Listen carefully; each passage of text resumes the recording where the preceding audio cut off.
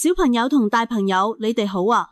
今日福音講到，約翰洗者見到耶穌行過，就大聲同大家講：你哋睇下，呢一位就係天主嘅羔羊，佢要帶走世人嘅罪。約翰話佢以前都唔完全認識耶穌，但當佢為耶穌施洗嘅時候，佢見到聖神好似鴿子一樣從天而降，停喺耶穌身上。天主亦都同約翰講過：你見到聖神停喺邊個身上，邊個就係用聖神施洗嘅嗰一位。所以約翰肯定咁話：我親眼見過，我可以作證，呢一位就係天主嘅兒子。小朋友，你有冇試過去旅行嘅時候，有人指住前面同你講，就係嗰度啦，目的地到啦。約翰洗者今日就係咁做，佢唔係叫人跟佢，而係指住耶穌話跟佢啦。約翰提醒我哋，耶穌唔只係一個好人，佢係天主派嚟陪我哋行人生路嘅救主，作為喜樂嘅朝聖者，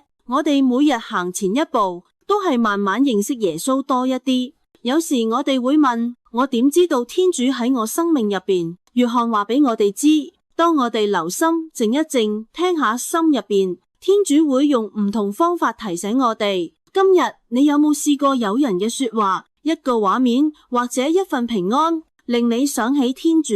天主爸爸，多謝你派遣耶穌嚟到我哋中間，成為我哋人生路上嘅光。求你教我哋好似約翰洗者一樣，勇敢指向耶穌，亦都願意一步一步跟隨佢。我哋咁樣祈求，靠我哋嘅主基督。阿們。